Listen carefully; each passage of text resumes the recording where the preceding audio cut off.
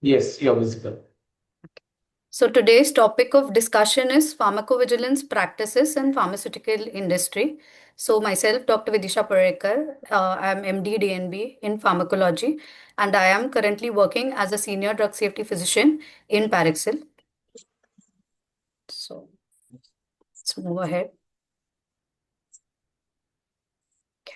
The agenda for today is Introduction to Pharmacovigilance, PV case flow and processes, common tools used in PV, overview of PV in pharmaceutical industry, the difference between PV in between various industries like MNC, Indian Pharma, CROs, BPOs, KPOs, hierarchy and structure of the PV in pharmaceutical industry, skills and knowledge for entry level role in PV, interview preparation, courses, certifications, internships, or any long-term programs related to PV, summary, and then will be followed by question and answer session.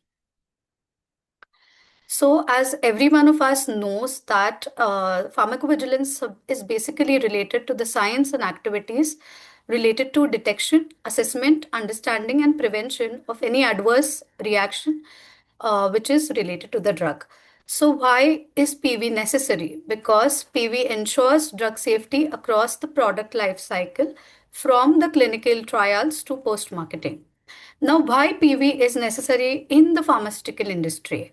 It is necessary for protecting the patient safety, brand reputation, and also for ensuring regulatory compliance. So this is a overall case flow that is seen in this figure. So this is first of all, everyone must be knowing this, but just to reiterate, because there are different roles at different processes.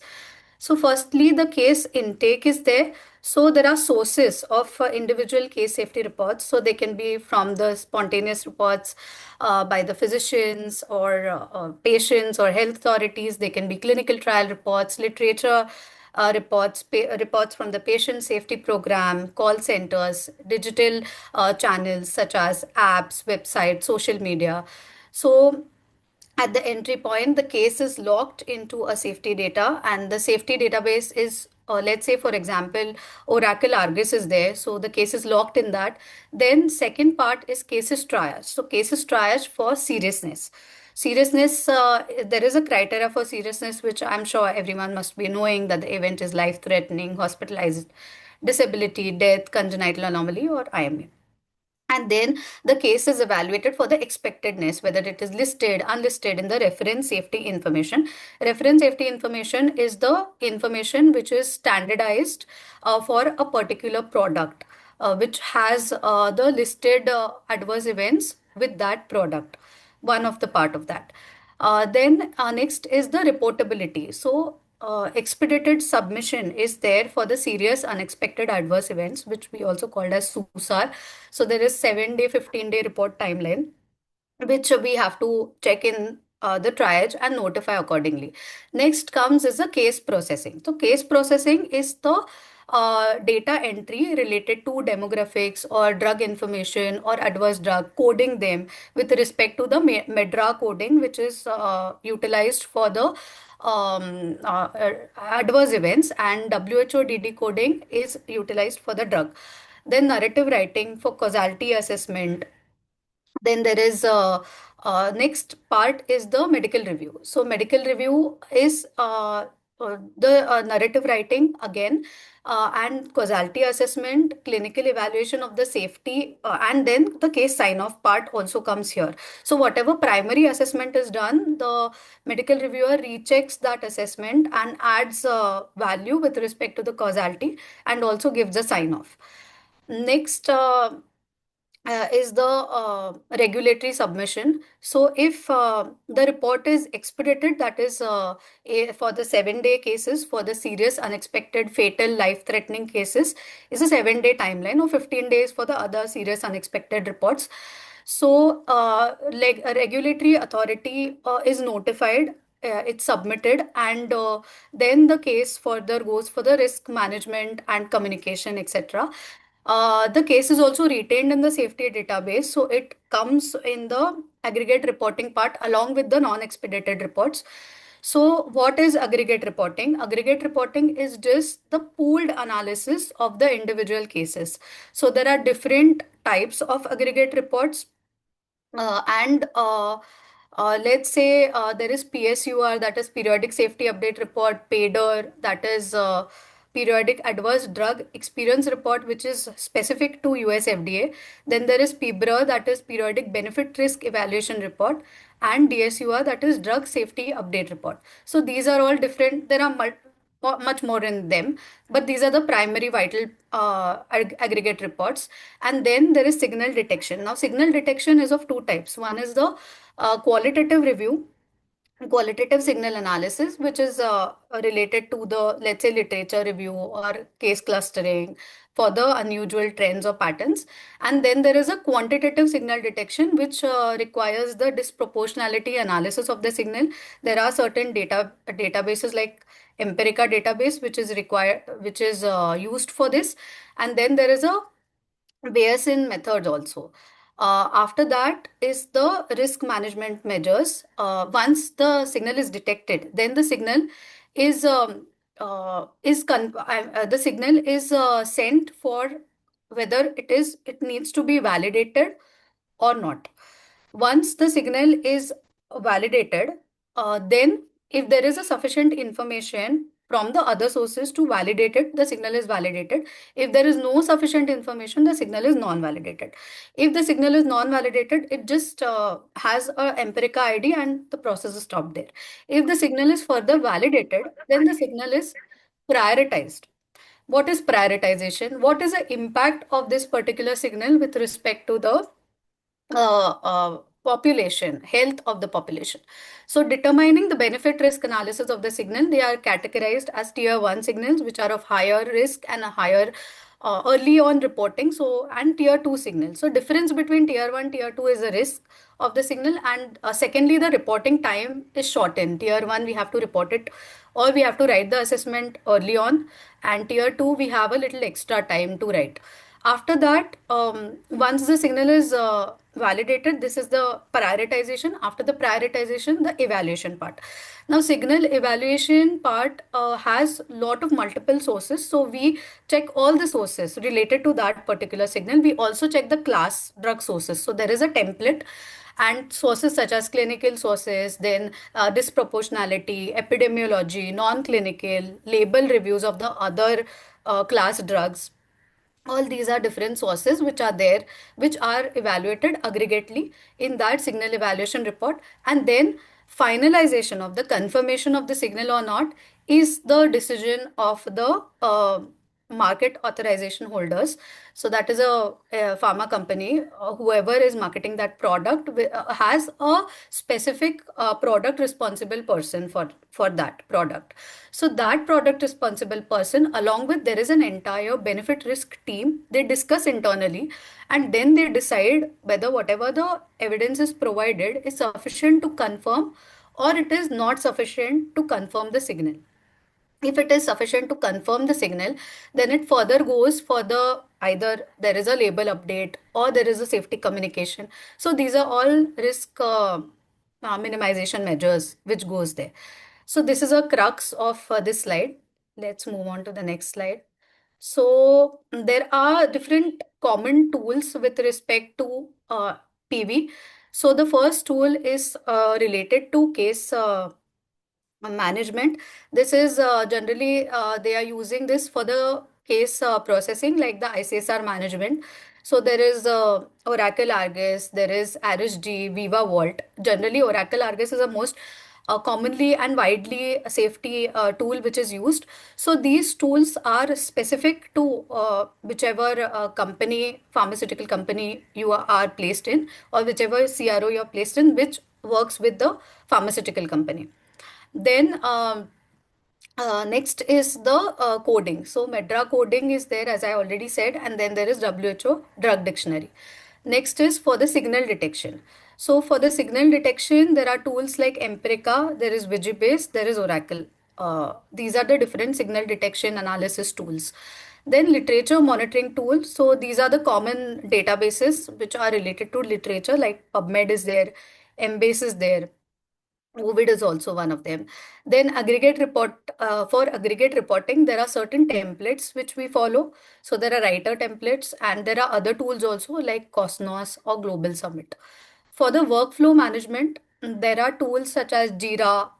SharePoint is there for the workflow management. You can multiple people can work together on a particular document with help of SharePoint tool. And then there are certain submission related tools which are E2B gateway or CARMS forms, UDRA vigilance. These tools are there. Next is the PV in pharmaceutical industry. I've taken an example of MNC. Now, we need to understand this, that there are certain PV activities which are in-housed by MNCs or Indian pharma company, and certain PV activities are outsourced. In-housed, as in they themselves have their own units to perform these activities, and these are mainly related to the strategic activities or highly accountability activities. And whatever activities related to operational or volume based activities are there, those activities are outsourced activities. So outsourced to CROs, that is contract research organizations, BPOs or KPOs. We will see that into further on in the slides. So I have just given an example of overview of the activities which are in-house. So there is safety governance. Any strategy building activity is in-house activity, which is primarily taken up by the MNC or the pharma company. Then regulatory activities, signal management, higher level, like I said, the decision of confirmation of the signal, or looking at the primary draft is maybe done by the CRO, and looking at the correctness of the draft, or if there are any discrepancies, or reviewing the draft and giving the comments of the draft, etc. Then aggregate report oversight is more or less the same. Labeling and company core data sheet management, crisis issue management, and clinical development safety, clinical trial related. Next is the examples of outsourced activity, which are mainly given to the CROs, BPOs, KPOs. So they are case processing, literature monitoring, call center or medical information support is there. Then there are certain operational signal detection support is there. Then aggregate report drafting, primary report is drafted, compliance and matrix, and training and documentation. And there are certain activities which are hybrid activities, so they're partially outsourced and partially looked also internally. So let's say for the signal detection part, so let's take an example of literature signal detection. So whatever literature sources are there, those volume based activity will be done by the CRO. And if the signal has to be uh, refuted, or if the signal will go further on to the validation process, that they will decide. The MNC or Indian pharma company will decide. Next is the aggregate reporting. I have already told you the drafting part is done by the CROs, and the final sign off is done by the MNCs. Again, case processing quality control part is they are doing, they're checking the quality control of it. Now, this slide talks about the difference between the multinational companies, Indian companies, CROs, and BPOs. So, multinational companies are basically their pre-PV activities are very dynamic, and they have all interdisciplinary integration also, which is generally not seen with others. So they have activities like case processing, signal detection, aggregate report, risk management, and global regulatory submission. So there is a wide global exposure there. The examples of common MNCs I have portrayed here.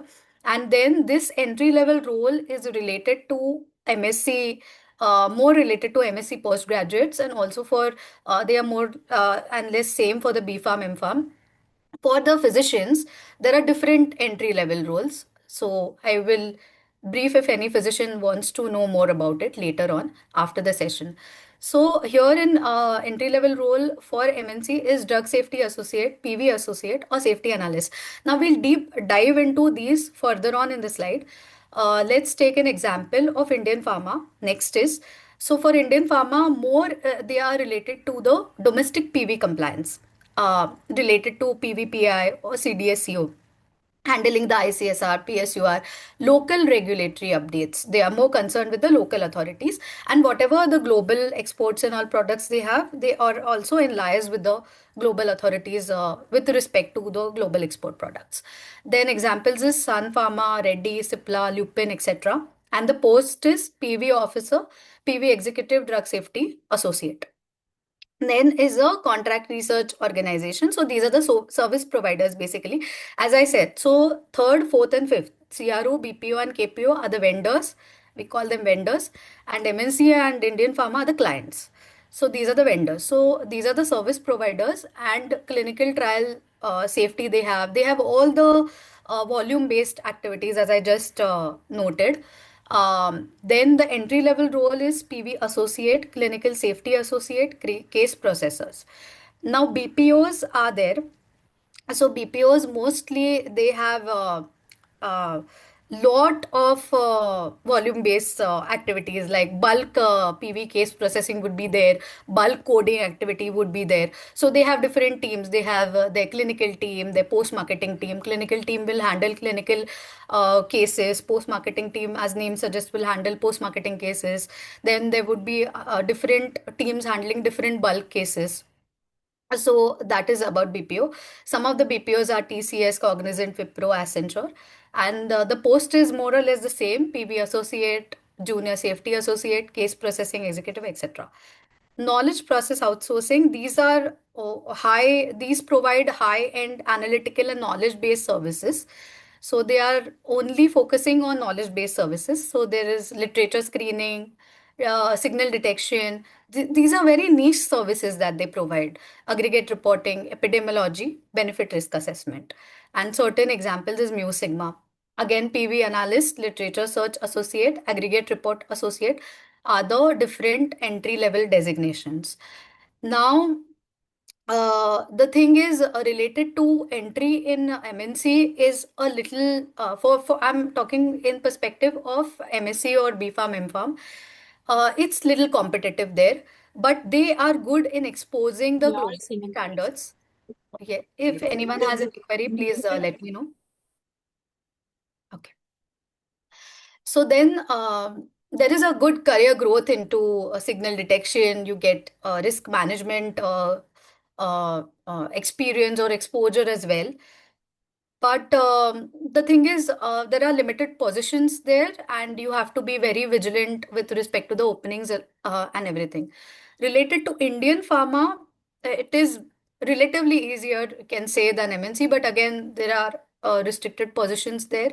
So less structured team training is there generally there, and fewer roles are there. When you advance in PV, there are very fewer roles there.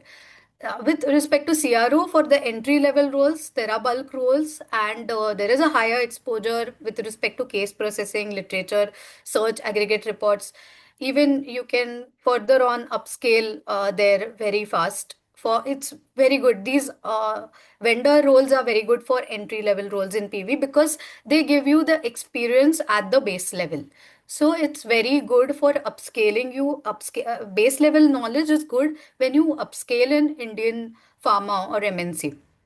So it's good to start with any of them. But however, if you get an opportunity, definitely those are preferred. Then again, in BPOs, you understand about there are large volumes, so the case management part and also the efficiency improves with because you are handling so much volume-based activities. KPO is also more or less the same. Next is this part wherein I had highlighted. This I will talk about the interdisciplinary integration. So there are different departments. So clinical development teams, you have to integrate with that for say the serious adverse events reconcile during the trials. Then for the regulatory affairs, label update and changes, and for health authority if there are any queries related. For medical affairs, there is key opinion leaders are there. What are key opinion leaders are just the physicians whom they are tagging as key opinion leaders because they bring relevant information and important information to the table.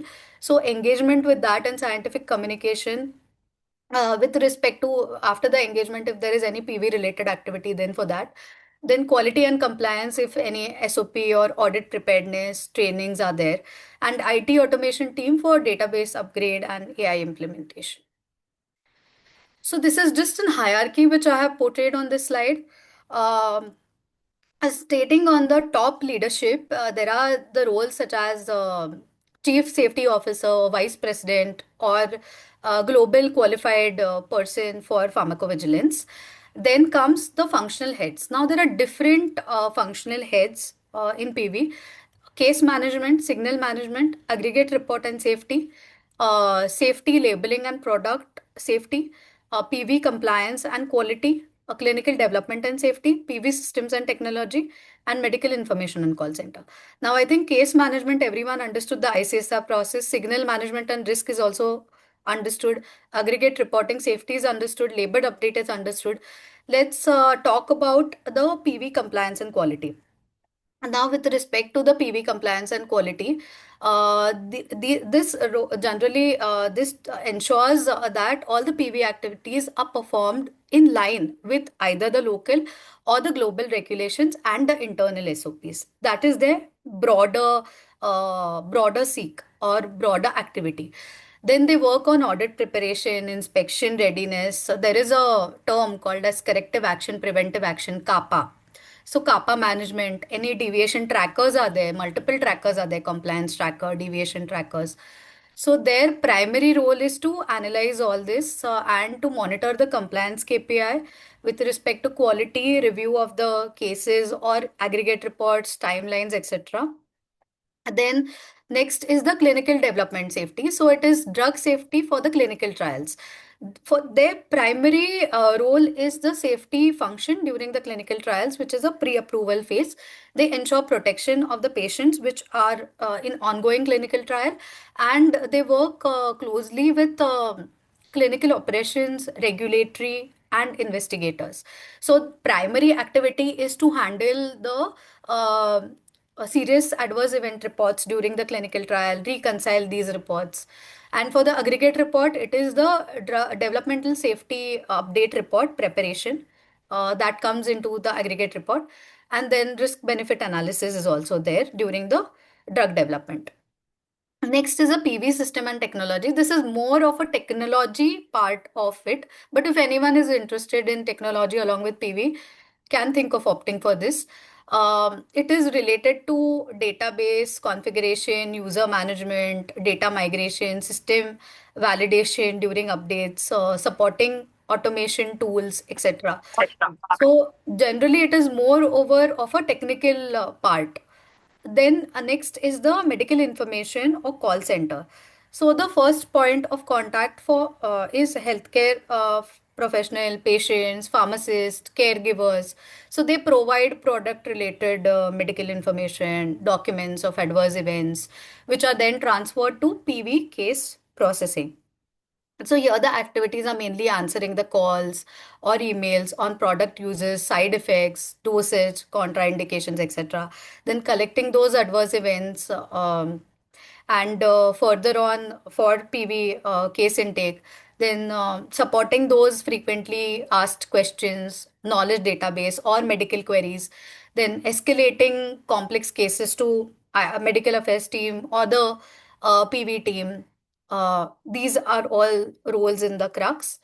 Let's go to the middle management. So for the same roles, there is middle management, whereas there is associate director or senior manager. They manage the team. And for the same domains, there are operational roles. Now, operational roles, whichever I have highlighted, these are entry level roles for the MSc or farm students. So these are the operational roles. So these are the baseline level roles. Drug safety associate, PV case processing. So these are all case management roles. And there are certain aggregate reporting roles like aggregate report specialist is there. For physicians, there is the safety physician with ICSR or with aggregate.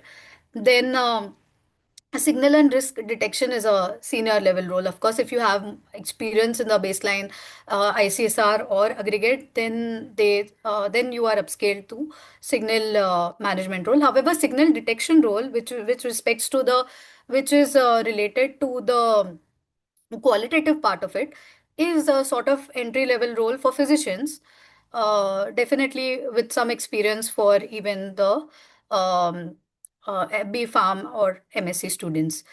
Then there are other labeling and safety strategy roles. Compliance and quality I've already mentioned, PV systems, medical information. So these are the operational roles.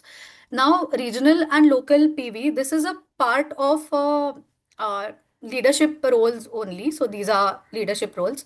So these are local PV roles. So what is the difference between global PV, QPPV and local QPPV is that global QPPV is first of all a mandate of EU, and they are the headmasters. So they take care of the entire PV process, and the local PV is related to that particular part of the regional PV. So that's the difference between both the QPPVs. So generally, the global QPPV they are based also with EU in EU, and they have the end-to-end oversight of PV system. They also maintain the pharmacovigilance system master file is maintained by them. There is a continuous availability of 24/7. Then they take part in different activities such as signal detection, risk management oversight. They also see the and review the aggregate reports. That is one of the part of the activity that they do. And let's talk about the local QPPV. They are country level or they are regional level, as I told you, and they see that they abide to the local regulatory requirements either outside or in addition to the EU. So there are many examples for India. MH should have a local PV officer. That's just another name for QPPV. Then for Japan, there is Japan QPPV. For Middle East, there is a local PV responsible person. There are different names. For UK, there's UK QPPV, etc. Okay. So this is related to the structure. Now let's talk about different roles. So the entry level role, this is for in relation to the MSc graduates or even B Farm or M Farm students can take this up. So this is a drug safety associate role. It mainly is related to the case intake and triage, data entry into safety database, MEDRA, and coding, narrative writing, case processing, as I already said, preparations of the cases for medical review. The designation, another designation that it calls is PV associate, and the growth path is senior drug safety associate, case processing scientist, medical reviewer also, and they also can shift cross functionally to the aggregate reports or to the quality management system or signal analytics after a particular level of experience, manager and then leadership roles. Now to upscale for these roles, two things are necessary: experience and expertise. So certain expertise you can learn during your job, and certain experience you'll get along with as you grow in your job. So you have to be very proactive and vigilant while learning the database and getting a good hang on the database, etc. Next is the PV case processor or PV associate. Now, this is also more or less related to the same role, which was previous role, just a different name and terminology. So their core work is processing adverse events from the literature, call center partners, spontaneous reports, quality checking of the cases which are entered, supporting expedited reports, that is 15-day, 30-day reports, etc. Then a designation is PV associate or ICSR processor.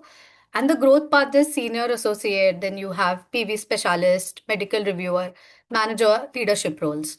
Now, these cases, let's say they are coming from clinical this. So they are solicited reports. So how are they captured? So from the investigator or the site staff or the electronic case report forms during the ongoing clinical trials, they are captured. And who will identify them first? The clinical operators or the site monitor team will identify. And then what is the role of the case processor here or the PV processor here? They will receive these reports. They will enter these reports into the database, ensure seriousness, causality, and expectedness are checked. And If it is a aggregate related role, they will also support, or a mixed role, depending upon the client or the vendor. Then they will also support on the DSUR preparation, and they will forward whatever primary review they've done, they will forward it to the medical review. Uh, for the health authority cases, now health authority cases like US FDA, EMA, or CDSCO or MRHA, they forward spontaneous reports that they receive from directly from the patients or HCPs. The regulator intake team of the company identifies this and send to the case processor role, wherein they enter these cases into the database, they code their write the narrative analysis, and processes similar to other spontaneous reports only. So spontaneous reports, again, the process is more or less the same. Then for the social media reports, again, they come through the company portal. They have to be validated once, validated. They will have to be validated. Once they are validated, then uh, they have to be fitted into the ICSR criteria, and then they will be coded and processed further on. Then there are literature cases. Now, for the literature cases, the safety information is extracted from the scientific journals, like and different databases like PubMed. Also, conference abstracts are included in that. Then the literature search specialist or the PV specialist will screen all these articles. And what is a case processor role? If the adverse event is found in them, the literature case is created with the PV database, and then everything is entered, like the patient, drug, event reporter, codes are entered, and narrative is written, and then medical review is done of those cases. The cases coming from call center, that is medical information cases, they're captured by the patients, caregivers, or HCPs, and they're captured they are informed via an email with a query or a complaint, and medical information associate documents this. Now it goes to the case processor person, and case processor checks the AI details and forward it to the PV team and enters it into the database, and again checks for the seriousness, expedited, etc. So this is a in general overview of these two roles. Next role is the literature search role. So again, it's more or less the same, that they conduct global literature searches from different database, that is PubMed, Embase, Indian journals. They identify the safety cases of the literature. Then they prepare the weekly reports. They give it to further on to the medics to review it for the signal if there is any. If it is in the signal detection part, for the ICSR, there is a medical review of it. Then, sorry, this is, we are talking about the literature. For the signal, basically, this literature is screened. So, if it is a signal, they notify. If it is a ICSR from the signal, that is a case report from the signal, then they enter it into the database for the ICSR. There are certain ad hoc reports also, which are the case searches, which come to the physician first. And if the physician is noted from that case report, if the physician notes that there is any individual case safety report in that, they notify it reversely to the case processor team, and then the case processor team processes them, tags them into valid, invalid, and further on analyzes them. So the growth path, the other designations are literature review associate, safety data literature associate, literature safety associate, literature search associate. And the growth part is again senior literature lead, PV specialist, a team lead, literature surveillance manager, signal and surveillance manager, and then the leadership roles. Next is the aggregate support role. So this aggregate report support role is generally the entry level role in PV, which focuses on the aggregate safety reporting, which is overall together collaborative of different sources, and one of them is a collaborative ICSR review also. And so they work under this particular job role. They have to work under the aggregate report scientists or medical writers or safety physicians, and they deal with the periodic required reports required by the regulatory. So there is a regulatory requirement for the, especially for the high risk cases. Then there is data collection. So the data collection is retrieved ICSR data from the safety Sorry, I'll just share my screen back. I'm sorry for the technical glitch. No problem. So yes. So yes, I was talking about the aggregate report support associate. So the data collection part I was talking. So they are retrieved from the ICSR databases. They ensure that all cases are logged correctly and during that particular reported period or reporting time. And then they reconcile checks. Then there is a data analysis support which they give. They prepare the line listings and summary tabulations. Now, what are line listings and summary tabulations? Now, line listing is a detailed tabulation which is presented for the individual case safety report during that reporting period. So that line listing will have typical fields such as case ID, patient details, country of occurrence. Then there is a reporter type. Then there is suspected drug, name, dose, indication. So it's an Excel that comes. Then there is adverse event, which is coded with MEDRA, PT term, other terms also in MEDRA, LLT, PT, HLGT, etc., SOC. Then there is seriousness outcome of that, whether it is recovered, fatal, or whether the event is ongoing. And there is a causality assessment, primary causality assessment, which is provided. And also there is a causality assessment of the medic, which is there. So all this is there related to the all this is mentioned in the line listings. And what are summary tabulations? So summary tabulations are the statistical summary in tables or charts of the ICSR just to see if there is any trend, and they are generally not at the individual patient level, they are at the aggregate level. So there are just numbers there in that. So number of the cases which are serious versus non-serious, or number of the cases with respect to the system organ class, or with respect to the geography, or country, or with respect to the reporter type. Let's say if it is physician reporting, so it's a medically significant case. If it's a consumer reporting, then that way. Then it's a health authority reporting. So who is the reporter, then by the age group, gender, outcome, etc. So these all details are there. So that's the difference between both. And next is the report preparedness. This is one of the part of this role. So you have to draft the report, especially the non-clinical sections of the aggregate report. So everything, introduction, methodology, the case summaries, compile appendices, annexures of these reports. Then there is a quality and compliance role.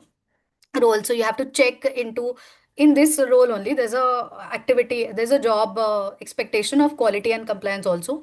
So you have to check the template against the regulatory requirements, and even support for audits and inspections if certain documents are asked. um, this is typical aggregate reports are whichever whatever I've focused. So these are the typical aggregate reports. So that's it with this role, and the designation for this role is PV, scientific writer, trainee associate, aggregate report associate, safety writer. And the growth path is senior safety writer, PV scientist, safety lead, report manager, and leadership roles. So generally, the growth path is either being senior, then being the lead, then going to the manager, or going through to the subject matter expert, and then the leadership role. So this is a general overview of the upscaling. Again, it differs with respect to experience and with respect to the expertise. Next role is the quality compliance role. So for this role, what is required is to check the compliance dashboards in database. Now, every database has their dashboards. Let's take an example of Argus. It has its dashboard. In that dashboard, it will be shown that whatever cases are there, expedited cases are there. So it's a 7-day timeline, it's a 15-day timeline, and how many cases are submitted in that timeline, what are the lags, and you have to also send emails and reminders for the case processing team or the different teams to submit the report during the time, submit the ICSRs, or submit the aggregate report during the time. So that is one of the role. Next is to check whether all the cases within the reporting period of the aggregate reports are included in the report or not. Then to check the other compliance checkers. There are different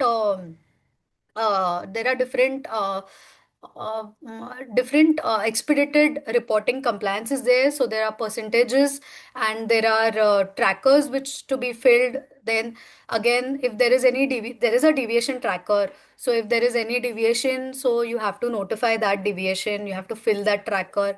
Next responsibility is about audit and inspection readiness. So you have to prepare SOP and training logs related to the audit part, and you have to be sure that whatever is the training there, it's given to the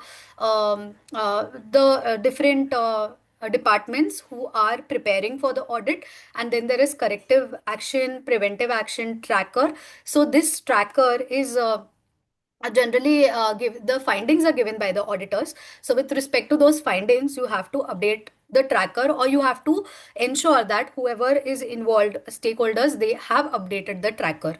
Then there is SOPs and training document trackers are there. Any general compliance matrix. So for that, you have to take. Then senior level roles do take mock regulatory inspection interviews also. So there are role plays, etc. in this senior level roles. Of course, the junior level role will support whatever is prerequisite for that. Then this role also requires a lot of collaborative work with the case processing team for providing the feedback on errors, or with the aggregate reporting team for ensuring whether every all the cases are captured correctly, with the safety physicians if they have any medical aspects related to QC part, or with the IT and database team for fixing the compliance related issues. So all this is example of this particular compliance role. So, just giving a day-to-day example, let's say the case processor is entering the case on 3rd of July for, let's say, an example, in the Argus system. So, the compliance associate checks the case and finds out that it is a serious, unexpected case, expedited case. So, there is a 15 day rule, and the deadline is 16 July. 3rd July is the case processor has processed it. 15 July is the timeline. Now, on 14 July, the compliance PV associate checks that it is still pending. So the compliance reporter will send the entire case ID, everything to the PV processing team and saying that this is a gentle reminder to submit it on the time. And again to check whether it is submitted on time before 15 July. So 16th is the deadline. So that's the role, one of the part of the role. Next is the pharmacovigilance coordinator. So this role is to support the local PV officer, that is QPPV, local PV officer in India or the QPPV. So I've explained the differences between two and the roles of them. So it is the safety information which comes in to different from the different local sources. So to gather that safety information, coordinate with the stakeholders, etc. Then liaise with the health authority, send queries to the regulator for clarification on the requests or the case details. Then for the literature monitoring or local sources, they should check the national journal, newspapers, social medias, etc.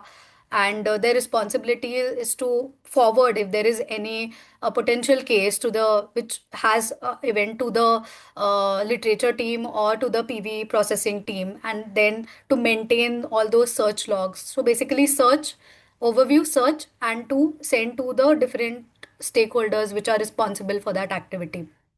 Then again, the pharmacovigilance safety master file. So every company has this needs this pharmacovigilance safety master file, which is also called as PSMF. So this has the describing its safety system. So there is a local annexure which contains information related to country specific details, local staff, PV staff, etc., procedures or authority contacts, etc. So their responsibility is to maintain, to update the local annexure whenever needed. That is one of the responsibility. Next is the compliance tracking. That is also one of the responsibility, tracking the submission timelines with respect to the regulation, even for the aggregate reports, tracking whether the PBRAR is submitted on time to the CIDISCO.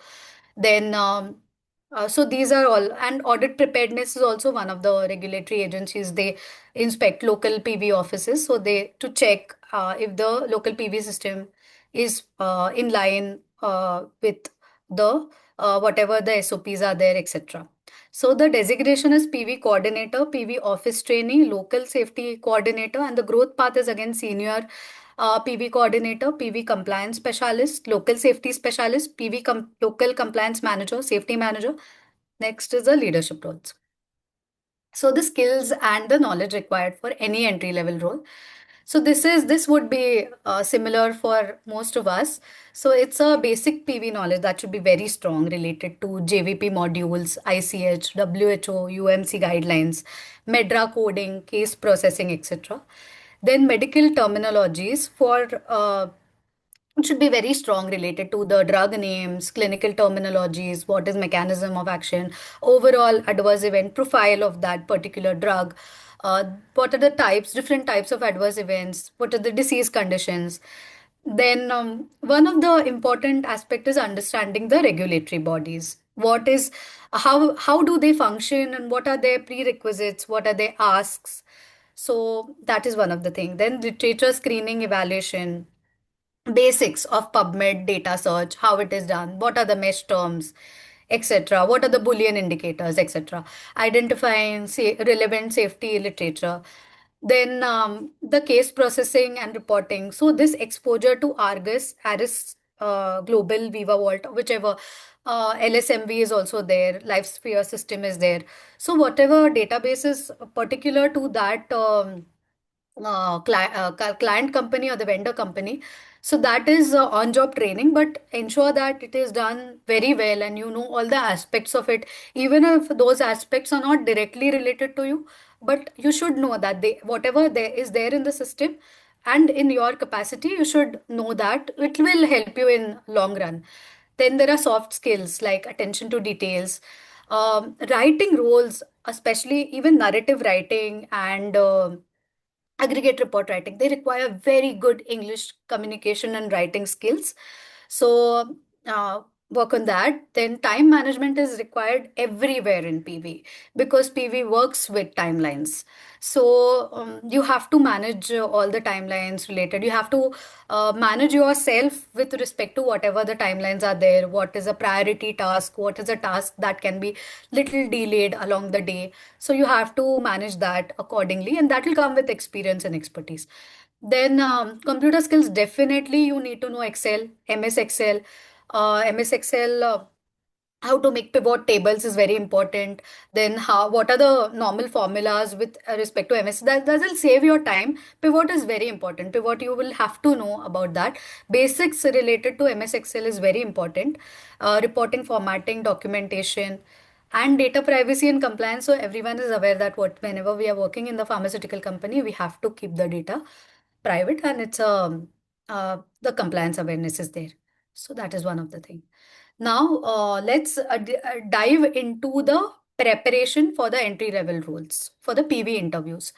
So what to revise before the interviews is that basic core PV knowledge should be very strong. Dr. Uh, Vidisha, yes, yes, please. I was just wondering if we could pause at this point, take a few questions, and then Sure, continue. sure, sure, Okay. sure. So the floor is open for questions. So, firstly, Dr. Vidisha, congratulations. It is a wonderful session so far that what you have taken. It's a fascinating journey of how the pharmacovigilance happens in the industry. This is not something very familiar to most of us. And thank you for enlightening the audience with your vast experience on how things really happen in the industry and particularly so different positions that are available in the industry. These are all things which I'm sure the students would have benefited very much from today's discussion. And it also goes to show how much the drug industry does to keep patients safe. so much of manpower involved in ultimately ensuring that safe drugs are reaching the market. So maybe I'll just set the ball rolling by asking some simpler questions. So we understand that when it comes to drugs in clinical trials, there is a elaborate safety reporting mechanism which is stipulated by the regulatory authority. And again, post-marketing, there are some guidelines on submitting PSURs on a regular basis. So those are all active surveillance systems, right? So how does the industry get reports once a drug crosses that period of 4 or 5 years? So is it relying totally on just spontaneous reporting and reported literature from the case reports in the PubMed and all that? Or is there any other mechanism by which long-term medication safety data are really obtained? So I must say that's a very good question. So generally for the drugs which are more marketed drugs, so they have a longer life, post-marketing life. So for those drugs, the trigger is the literature, may in the majority of the cases. So if there's some physician or there's some person who is pointing out some personal experience with respect to the patient, or there is a meta-analysis having a conclusion, or there is some already known fact about that drug, but maybe the severity is changed, or maybe the population exposure is changed, something is added up. That is the primary trigger which I have seen in all these cases. The trigger related to health authority is also related to these. So they are generally morely rely on these two aspects also, and there are other sources also from the, but of course from the social media is there if anyone. But for the trigger of these, for the aggregate reporting, if you are specifically asking, as per my my experience with respect to the mature products, more over marketed, the trigger is the literature source mainly, and also if there is something reported from the healthcare authority which they feel that previous whatever documents were sent and they feel there is a gap in analysis, so they will tell to analyze it further on next part, maybe to check more on not on the causality aspects but on the aspects which are a detailed analysis related to that event. So maybe the confounders, or if there is any corrective treatment, the de-challenge part, etc. So there is furthermore detailed analysis. Now, if I give you an example and talk about this, um, there is a XYZ drug. So for that drug, uh, the event was a neurodegenerative event. So, and that event was related to, I mean, lot of articles and lot of things were posted with respect to that event. Previous signals were also there with respect to that event, but that particular adverse event was not confirmed as a signal. However, it was noted as an important risk. One of the important risk, when you don't have sufficient information to document it as a signal, you still monitor it and you inform as a risk. Now there were four signal evaluation reports already done for that particular signal, but they still wanted to know what is the impact of the class drug, what is the impact of polypharmacy. So the health authority has list of questions, but the trigger for this was a meta-analysis. That was a trigger for this. That meta-analysis had a pointer that the cumulative exposure of the drug is having an impact to the signal, which was very strong statement. Now, and that's the reason why previously even four reports were noted. They wanted a fifth report having a very strong and detailed analysis. So this is one of the examples. But yeah, the sources which I have seen up till now is the literature, or the sources are the ICSR sources, post marketing. Okay, thank you, Dr. Vidisha. Yes. One more question is about products. When how does this contract really happen between the CROs and the sponsor? Is it on the basis of individual product, or is it like a tenure based? How does it go? How are contracts awarded? between pharma companies and the CROs when it comes to safety? Thank you. And this is a very good question, niche question. So, the thing is, for the contacts, it is a tenure based. It doesn't depend upon the product, but the relation between, for instance, if it is noted that these many products are there.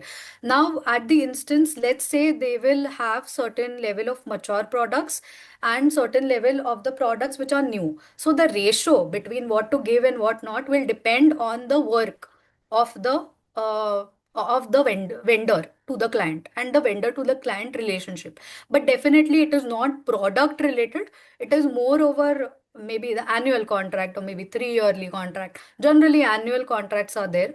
So, or maybe 3 yearly, 2 yearly contracts, whatever contracts. So they are awarded like this. So also there are multiple other things related to contracts. There is a budget and other technical aspects also to the contract. And also there is always evaluations based on every report. Now let's take an example of an aggregate report. If an aggregate report is done, every stakeholder from the team will evaluate that aggregate report, stating every part of the aggregate report will be evaluated. That overall, what was the efficiency, how was the writing scale, how was the medical concept noted, how was the strategy built to that particular report. So everything. So based on, I think, these affirmations, then the contract is renewed and etc. But initially for the contract, budget is one of the factor.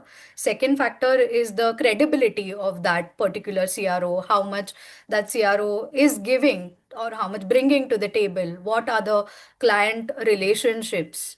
So all these are, I think, necessary. Well answered, Dr. Vidisha. So now I'll just take a few questions from the chat box.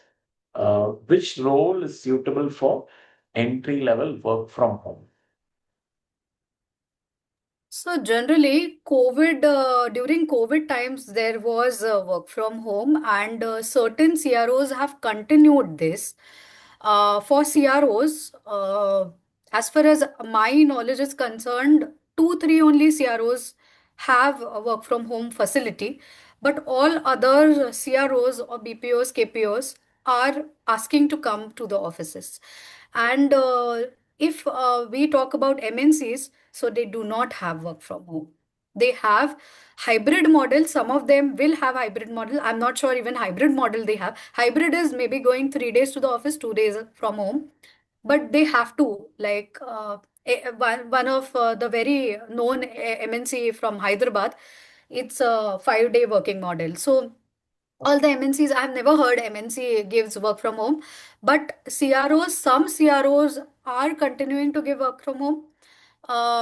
You will have to search those options, and definitely there would be difference between pay and everything also. So as per your choice, you'll have to search. Yeah. Yeah, that question was from Anurag. The next question from Dr. Harsha.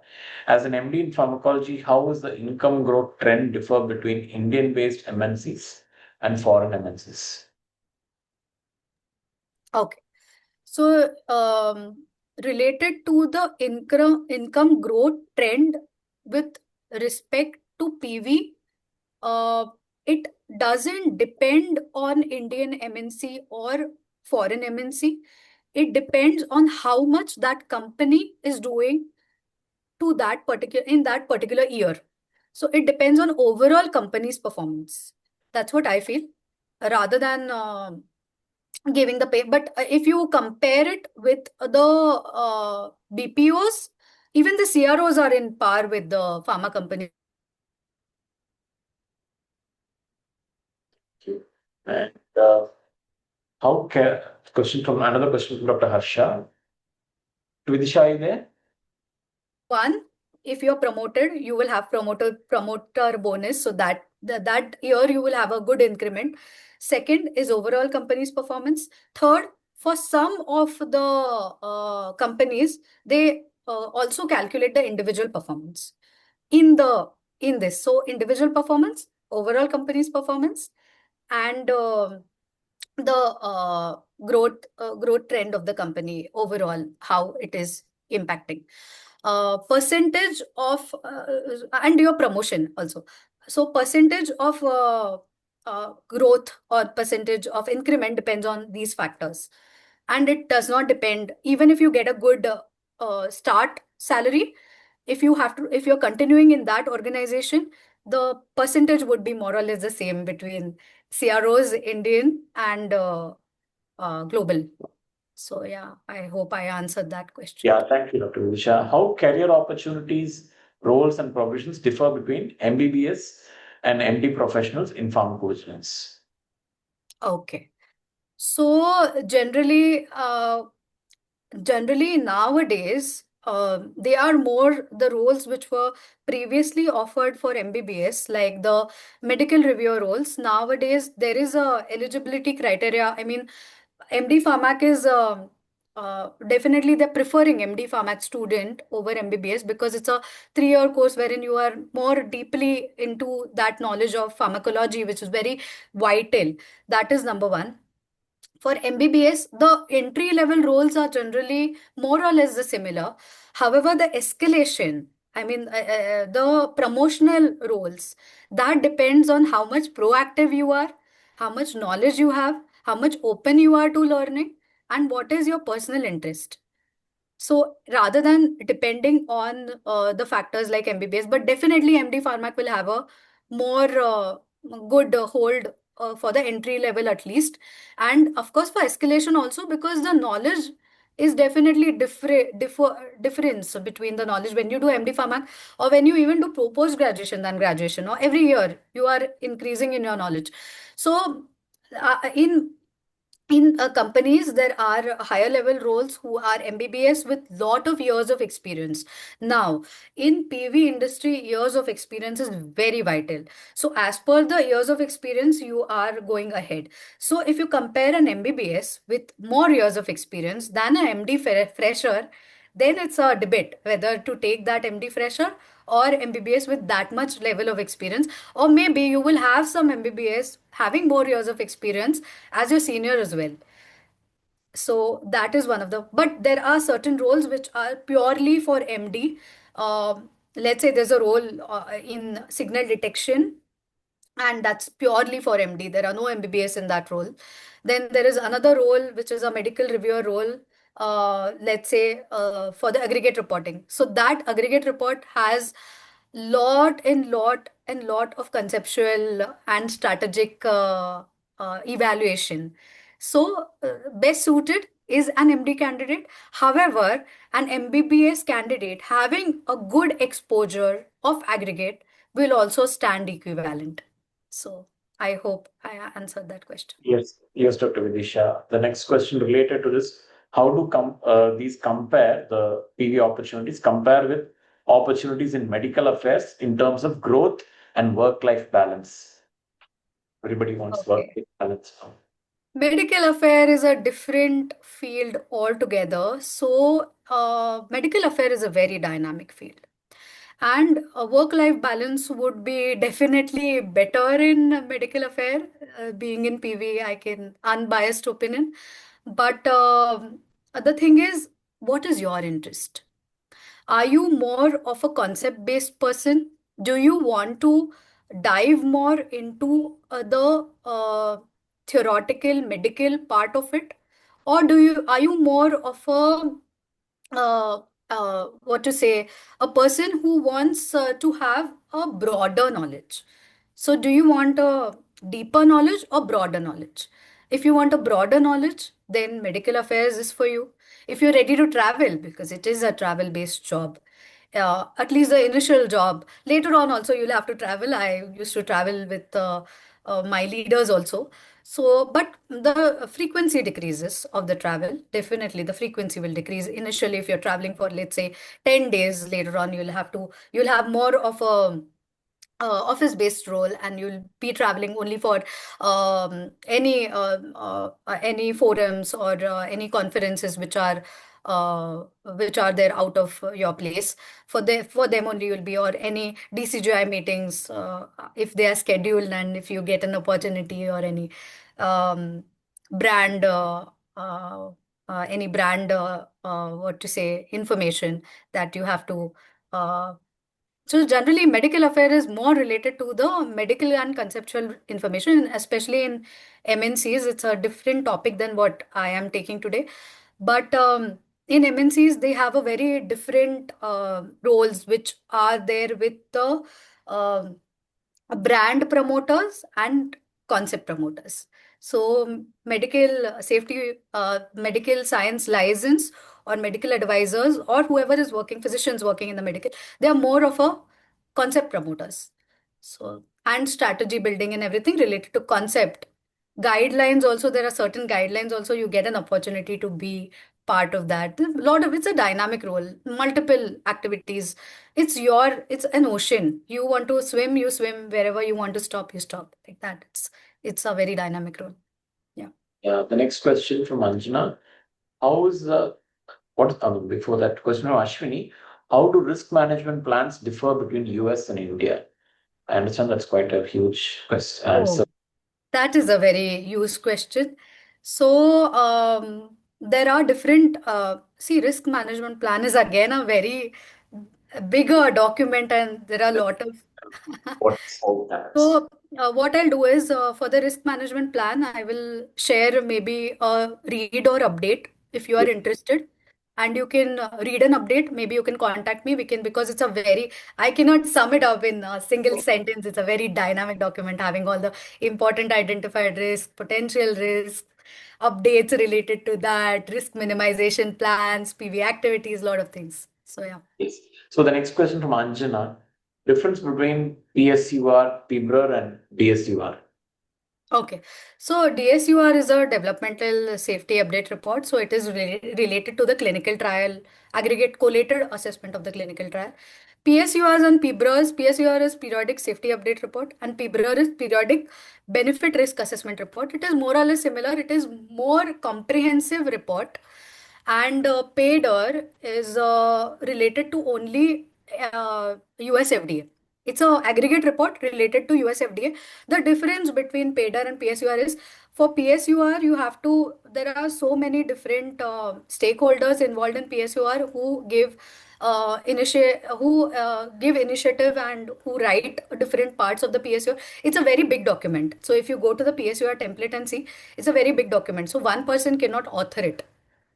uh, Clinical sections are there, non-clinical sections are there, there are risks, there are late breaking information is there. So all that is there.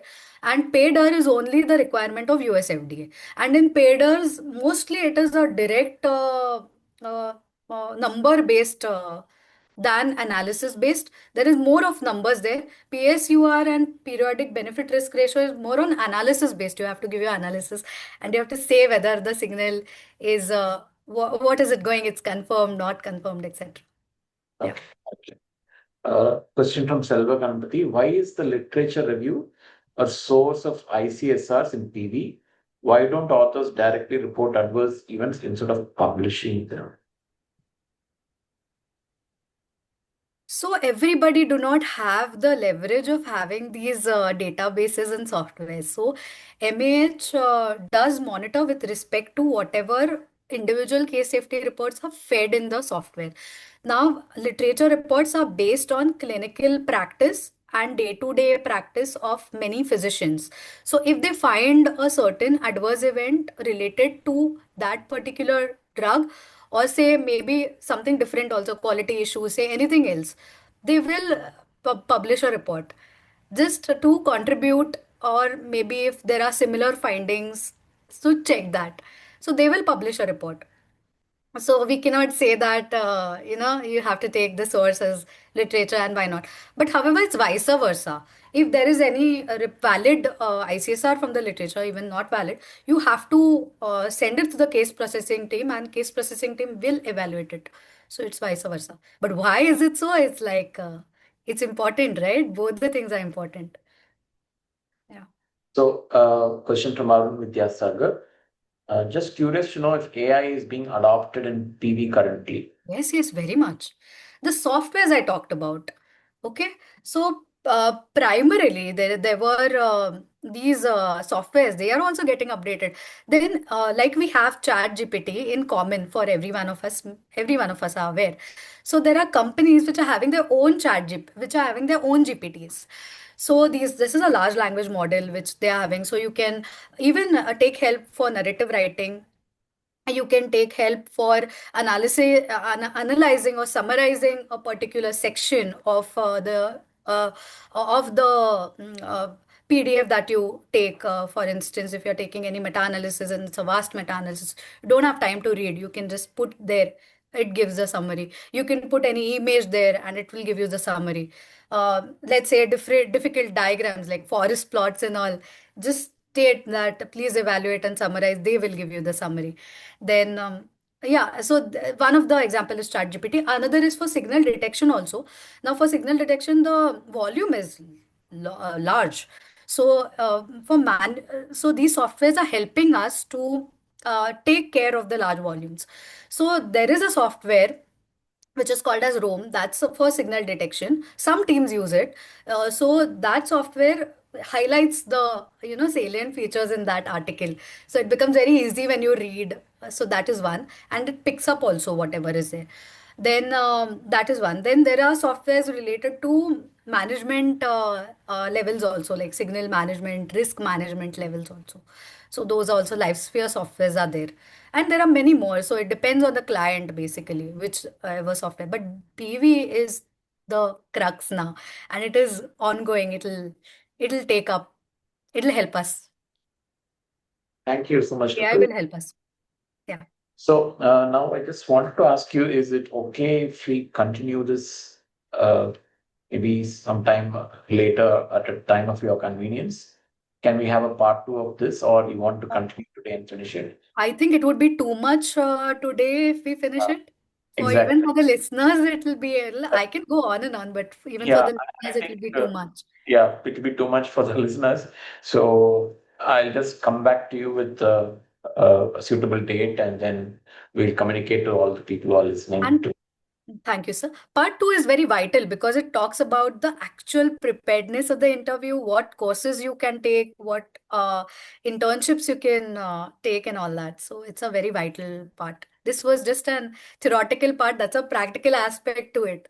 So, yeah, So thank you so much, Dr. Vidisha. So thank you. really, it was so enlightening. Even for me, I learned a lot of things newly, and we are really looking forward to this part two of this webinar. See you next time, and thank you all, audience, the listeners, for patiently being till the end of today's webinar. We'll send a communication to you on when the next session of this webinar will be. Okay. So thank you all. Thank you, Dr. Vidisha.